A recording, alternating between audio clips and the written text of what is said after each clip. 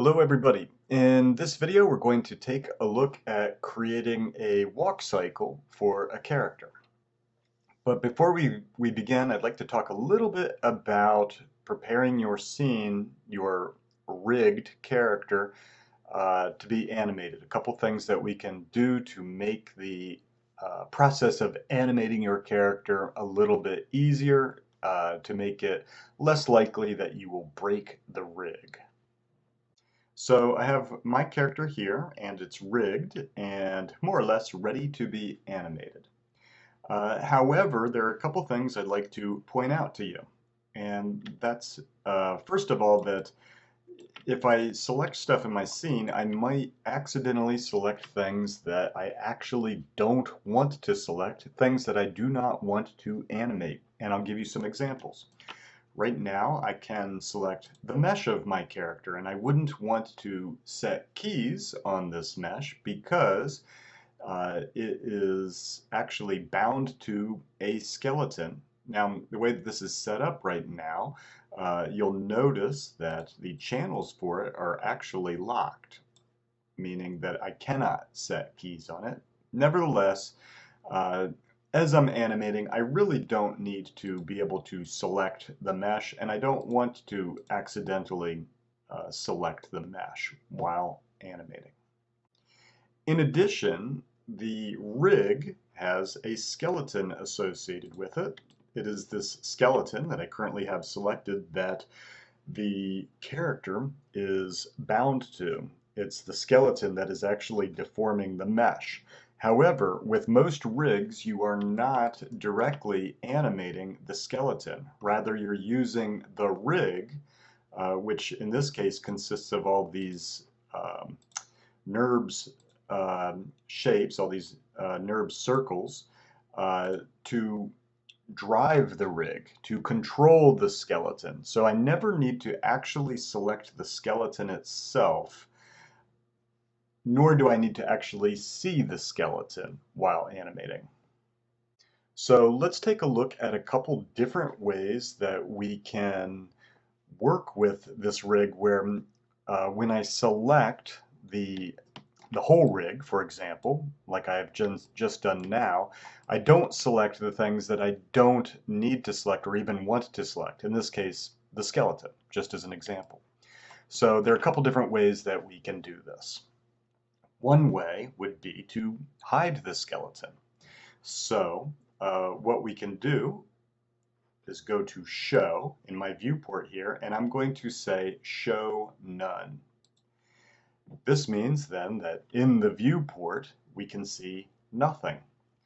Now, if we come over here to Show, and in this case say Show Polygons, because that's what the character has been created using, polygons rather than NURBS, now we can see the character. However, we cannot see the skeleton, nor can we see the rig that we would use to animate this character. As I mentioned earlier, the rig, which is driving the skeleton, has been created using NURBS curves. So if I come over here to Show and then I activate the NURBS curves, then we'll be able to see the NURBS curves. And for this particular example, this is all that we need to see. We only need to see our mesh and the actual rig. We do not need to see the skeleton. Now, I can still select my mesh. I can't actually animate it because it's being controlled by the skin bind, which is why it's grayed out here in my channel box, because the mesh is bound to a skeleton, so we don't need to animate its translates, rotates, scales, etc. However, I still like to I still don't actually want to select the mesh when I'm animating. So what I like to do is put the mesh into a layer, which is what I've done here. I've created a layer for it. This is very convenient because I can hide and unhide the mesh very quickly, very easily. But on top of that, if I click on the third box over, this one here, indicate with this red arrow, this box here, If I click on it once, it becomes a T or template, or if I click on it a second time, it becomes R for reference. And now it's no longer selectable. We can see it, but we cannot select it. And I can still quickly and easily hide or unhide it if necessary. So basically now I'm ready to start animating because I can quickly and easily grab these individual controls on my character and I can pose them. In addition, I can grab all my controls and key them if necessary. I'm going to show you yet another technique that you can use. And to do that, I'm going to come back over to Show. One thing to understand is when I go to Show here, I'm only doing it for my perspective window here. It's actually not affecting my top, front, or side windows or viewports. It's rather just affecting the perspective viewport or whatever viewport I choose to go into its show. I'm going to go ahead and show all once again so that once again the skeleton is selectable and I could inadvertently set keys on it which could potentially break the rig. Now we've looked at a way that we could hide these things that we don't need to see. Let's look at a way where we can keep them visible and yet not be able to animate them. So what I'm going to do is go here on this little arrow here. You'll notice if I click on it that I get an all objects on and an all objects off. If I turn all objects off, then that means that I cannot select anything in here, which obviously would be pretty useless. I cannot select anything in here. NURBS curves, polygon geometry, joints, etc. I can't select anything. However, if I click on this button here now, I will now be able to select NURBS curves and only NURBS curves. So if your rig is controlled, if your skeleton is being controlled by a rig that entirely uses NURBS curves, this is really a perfect option to make it so that people will not break the rig by selecting and animating things that shouldn't be animated. So that it's further clearer for you, I'm going to go ahead and I'm going to click on this R once again so that meshes will be selectable. Currently they're not selectable though because I've told Maya to only make NURBS curves selectable.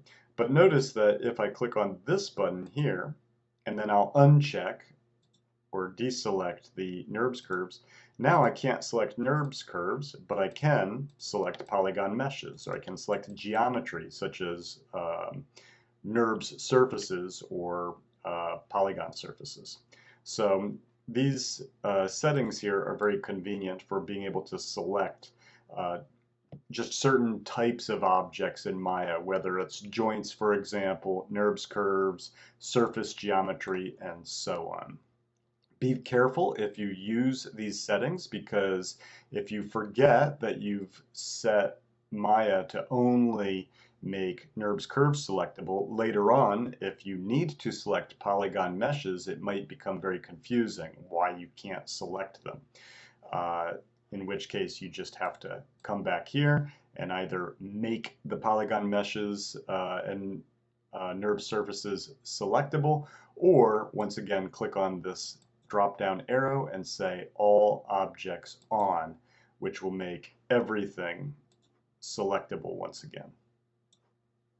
Great. Now, one other thing I should emphasize before continuing is that if you've received a rigged character from somewhere else, something that you yourself didn't set up, very likely the person who rigged it set it up in such a way that you will only be able to animate the things that should be animated and not be able to set keys on things that might potentially break the rig.